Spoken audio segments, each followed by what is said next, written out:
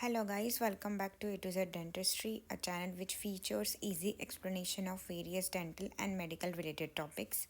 And our today's topic is acute necrotizing ulcerative gingivitis, also known as ANUG or NUG. So without any further delay, let's get started. So today we will be discussing about ANUG under various headings, which are introduction, definition, its etiology, that is its causes, clinical features, that is signs and symptoms, histopathological features, diagnosis and treatment.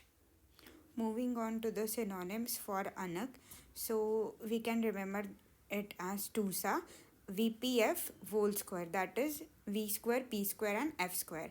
So T stands for trench mouth. This is the most common synonym which is used for ANUG. Then U stands for ulcerative gingivitis, S stands for stomatitis ulcerosa, and A stands for acute ulceromembranous gingivitis. Right? Then for 2V, we have Vincent stomatitis. Right? For P, we have Plant-Winston stomatitis and putrid stomatitis. For F, we have fetid stomatitis and fusospirillary gingivitis. Right? Moving on to the definition. So, NUG is a microbial disease of the gingiva in context of impaired host response. Right? So, this disease will occur only in response to a defective mechanism, right, wherein there are certain factors which predispose the host in causation of acute necrotizing ulcerative gingivitis. Now, one more thing to remember here is that ANUG was used previously, right? But now the new name for this disease is NUG, that is necrotizing ulcerative gingivitis. So you need not get confused. Either it can be asked as ANUG or NUG, both mean the same thing. But recently it is now commonly called as NUG. Then it is characterized by necrosis and slowing of the gingival tissue, and it presents with characteristic signs and symptoms. So now this disease is characterized by necrosing and slowing of all the gingival tissue, right, which is present. And also there are certain cardinal signs and symptoms which helps us to differentiate NUG from other diseases. So here is a picture depicting NUG. Here we can see that there is extensive slowing of the gingival tissue. We can see the gingiva is receded extensively, right? We can almost see the root of the tooth. So this is exactly how NUGs look like clinically. So as discussed previously, NUG is occurring because of impaired host response, right? So there are certain predisposing factors which are present which leads to this particular disease, right? So there are some local predisposing factors and some systemic predisposing factors.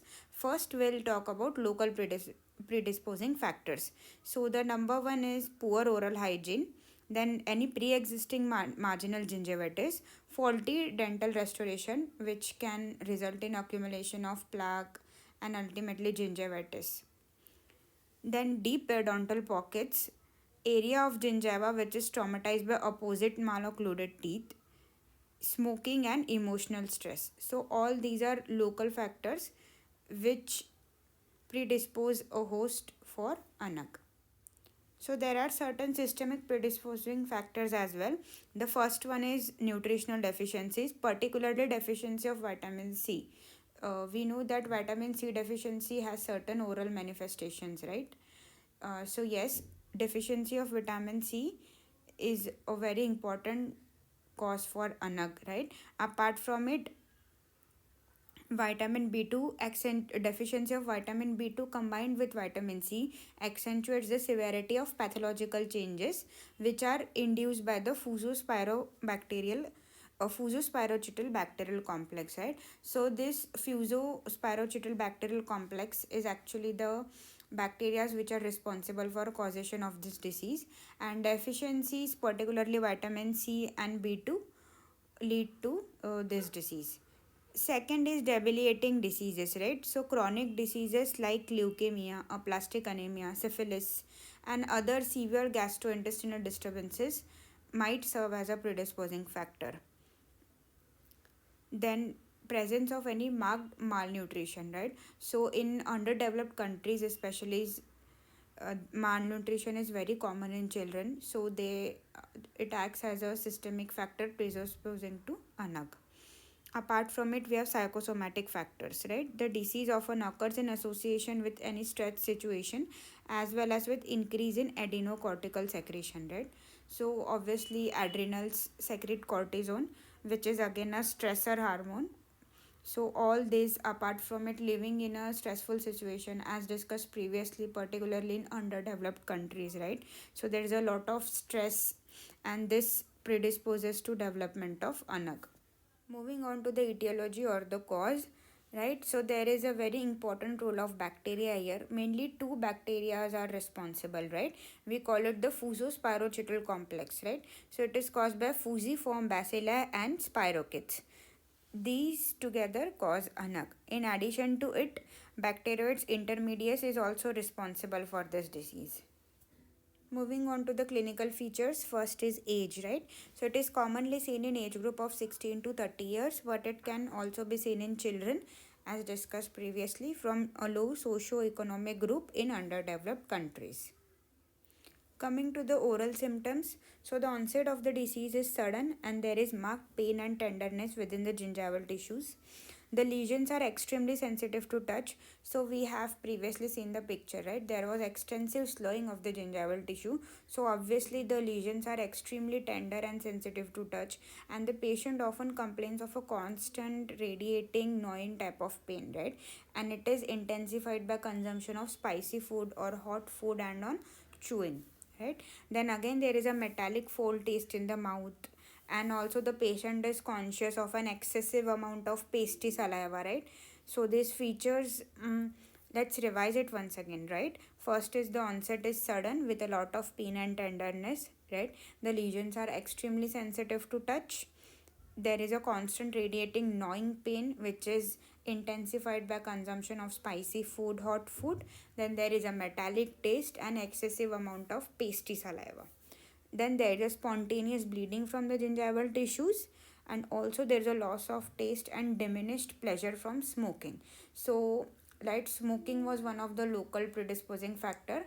So yes, if at all a patient who has habit of smoking develops ANUG, then definitely there is a diminished pleasure from smoking. Like this might be one of the complaints of the patient as well. Moving on to the oral signs. So the characteristic feature is presence of punched out crater like depressions at the crest of interdental papilla, right?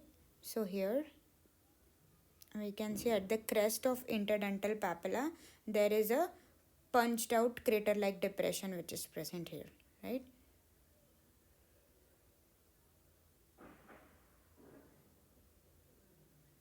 Now these depressions subsequently extend to the marginal gingiva and rarely to the attached gingiva and oral mucosa, right? So there is number one involvement of interdental papilla, marginal gingiva, attached gingiva, right? So all the three types of gingiva are getting involved here.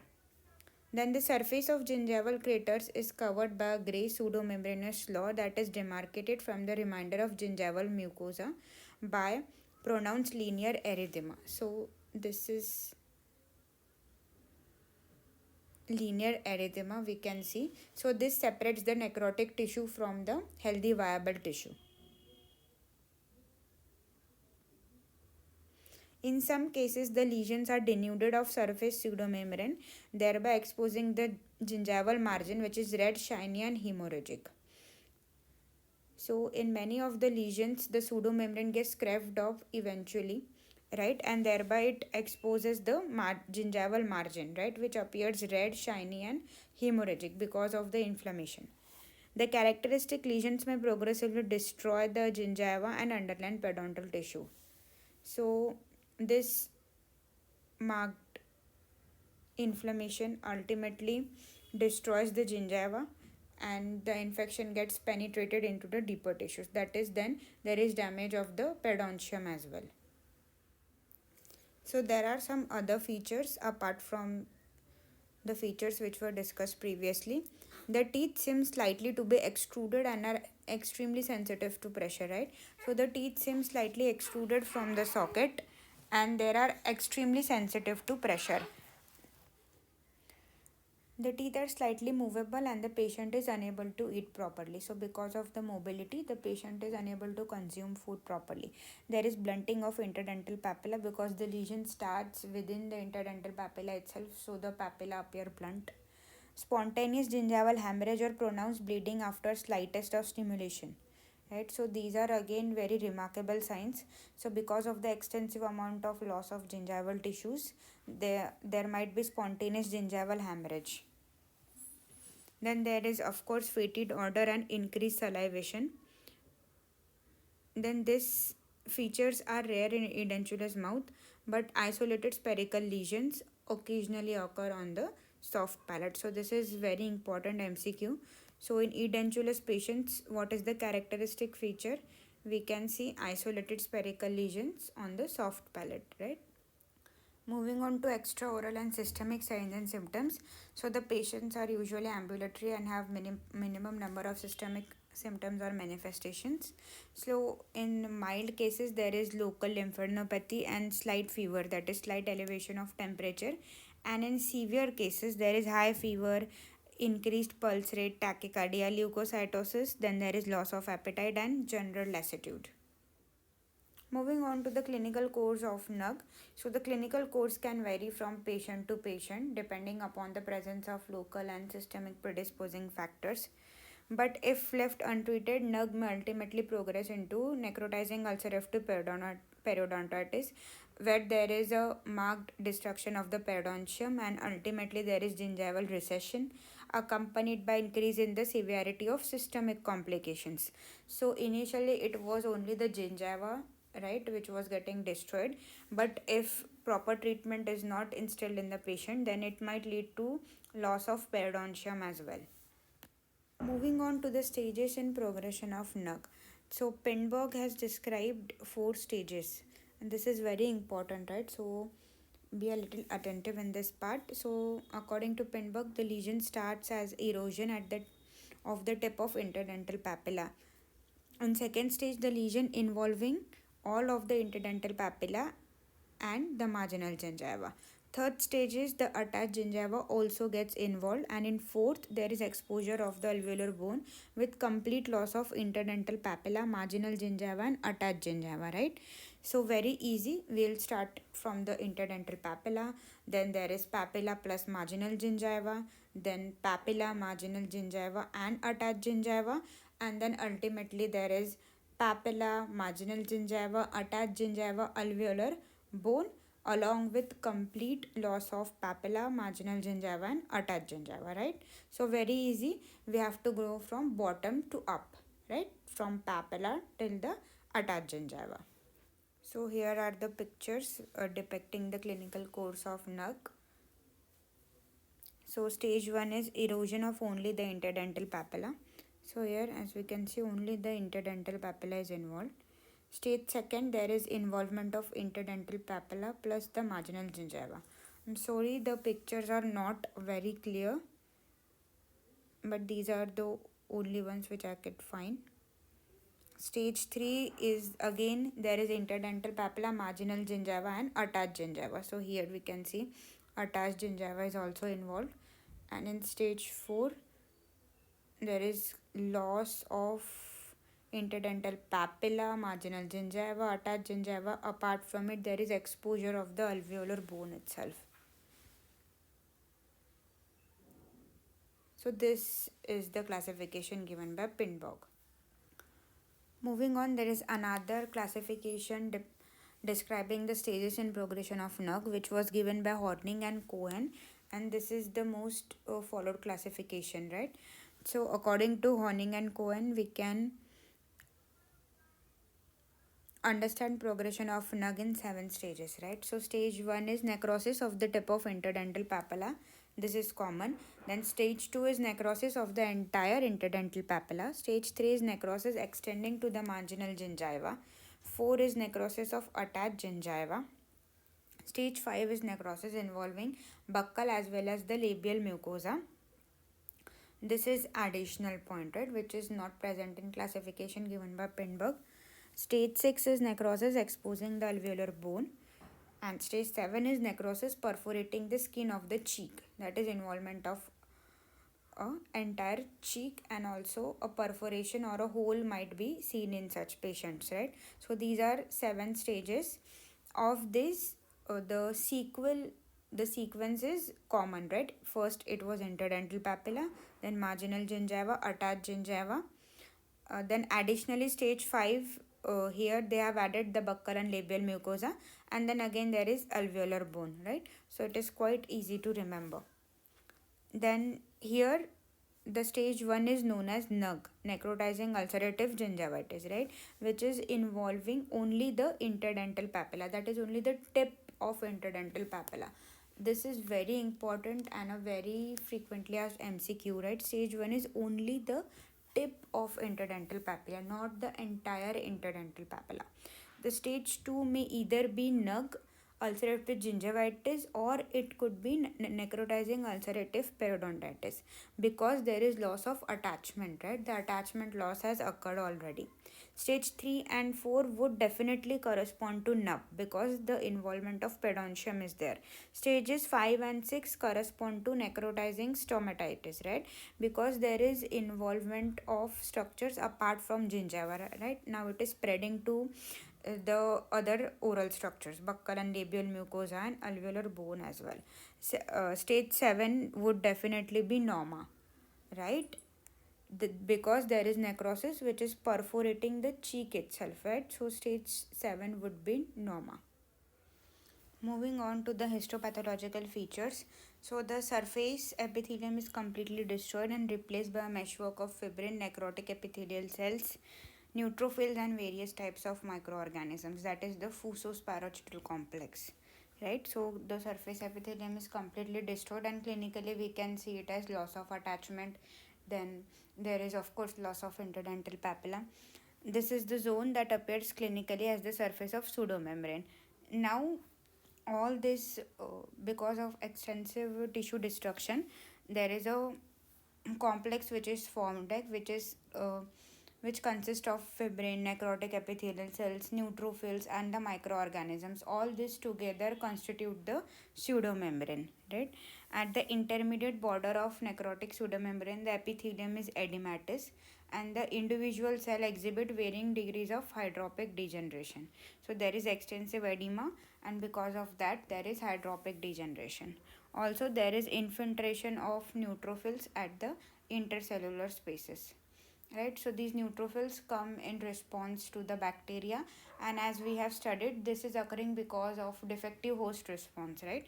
So of course there is a very crucial role of neutrophils in destruction of the gingiva and the periodontium. The underlying connective tissue is marked hyperemic with numerous engrossed capillaries, and again there is a dense infiltration by the neutrophils. The acutely inflamed zone appears clinically as the linear erythema beneath the surface of pseudomembrane.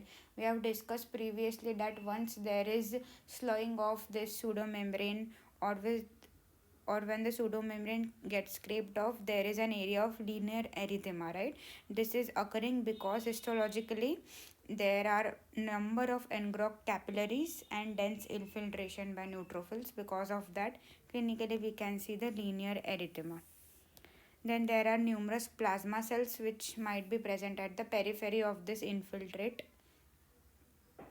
This is interpreted as an area of established chronic gingivitis on which the acute lesion becomes superimposed, right? So as we know that plasma cells come in response to a chronic disease or in response to chronic inflammation. So they are saying that this is interpreted as an established case of chronic gingivitis, and upon that this acute lesion is being superimposed. So this is the slide depicting the histopathological features. So here we can see that the epithelium is scraped off, right? And then there is this infiltration by the neutrophils, right, which is present here. Then there is slowing off of the epithelium because of the defective host response. So this is how the histological picture looks like. So Lisgarten has described these 4 zones. So these 4 zones are seen in the histological depiction of ANUG, right? So zone 1 is the bacterial zone. This is the most superficial zone and it consists of varied bacteria including a few spirochetes of small, medium and large types. Then zone 2 is the neutrophil rich zone which contains numerous WBCs, of which the predominant ones are obviously the neutrophils with bacteria including many spirochetes interspread among the leukocytes. Then zone 3 is the necrotic zone which consists of disintegrated tissue cells, fibrillar material, remnants of collagen fibers and numerous intermediate and large spirochetes with other few organisms. Zone 4 is the zone of spirochetal infiltration which consists of well preserved tissue infiltrated with intermediate and large spirochetes without any other organism. So this classification is important from the MCQ point of view, right? They might ask you in which zone, which cells or which type of organisms are predominant or which type of organisms are present. So let's revise it again. Zone 1 is the bacterial zone which is the most superficial zone as well. It consists of varied bacteria and there are few spirochetes of all three types, that is small, medium and large. Then zone 2 is the neutrophil rich zone. Obviously there are numerous leukocytes and neutrophils. Along with it there are bacteria and many spirochetes, right? So it is consisting of the neutrophils, spirochetes as well as bacteria. Zone 3 is the necrotic zone. Then obviously there are disintegrated tissues, fibrillar material. Apart from it, important thing is there are only large spirochetes present with few other organisms. So zone 3, which is the necrotic zone, almost exclusively has large spirochetes. And zone 4, it is the zone of well preserved tissue and a zone of spirochetal infiltration. And again there are two types of spirochetes in zone 4, intermediate as well as large. So zone 3 had only large spirochetes and zone 4, which is the so called well preserved zone, has both type of spirochetes, intermediate and large, right? So zone 1 all three types of uh, spirochetes, right? Zone 2 neutrophil along with it spirochetes of various type, that is all three types. Zone 3 almost exclusively large spirochetes are present, right? And zone 4 and apart from it in zone 3 there are intermediate intermediate spirochetes are also present but predominantly large spirochetes, right? And in zone 4 there are again intermediate and large spirochetes. This is how you can remember. Moving on to the diagnosis part. So the clinical diagnosis is established by the characteristic features which are present within the oral cavity, that is punched out crater like ulcerations of the gingiva. Along with it, presence of systemic factors like fever, tachycardia, malaise, lymphadenopathy, all these give clue towards ANUG. Apart from it, there has to be presence of certain predisposing factors which we have discussed previously. Then for laboratory diagnosis, we can prepare a histopathological slide. The surface epithelium is completely destroyed, replaced by pseudomembranes, right? Then there is a dense infiltrate of WBCs, neutrophils, then necrotic epithelial cells, fibrillar material, right? The underlying connective tissue is markedly hyperemic, presence of numerous engrossed capillaries and vessels. Along with it, there is dense infiltration by the neutrophils. Then numerous plasma cells are also present at the periphery of the infiltrate. So by combining clinical diagnosis and laboratory diagnosis, we can easily identify a case of ANUG. Moving on to the most important part, that is the treatment part, right? So the treatment is instilled in 3 visits, right? So in the first visit, first of all, let's talk about the goal. So the goal of first visit or the initial therapy is to reduce the microbial load, remove all the necrotic tissue to the degree so that it can initiate a process of repair and regeneration of the normal tissues and all the normal tissue barriers are re-established, right? So this is the goal of the first visit or the initial treatment. So there are certain instructions which are to be given to the patient in the first visit itself. So first one definitely would be avoid smoking, tobacco and any condiments. Second would be to rinse with a glass full of equal mixture of 3% hydrogen peroxide and warm water every 2 hourly or twice a day with 0.12% of chlorhexidine solution. This is the mainstay of the therapy, right? So second point is very important, right? The rinsing part. Glass full of equal mixture of 3% hydrogen peroxide and 2 parts of warm water, and or with combined with 0.12% of chlorhexidine solution. Third would be to get adequate rest, right, and pursue usual activities but avoiding any excessive physical exertion or prolonged exposure to sun, right. Then fourth would be confined toothbrushing to the removal of the surface debris with a blunt dentifrice and an ultrasoft brush. So we have discussed already that there is extensive gnawing pain to the patient, right. Some of the teeth might be extruded from the socket as well. Therefore we are recommending ultrasoft toothbrush with a blunt dentifrice, right.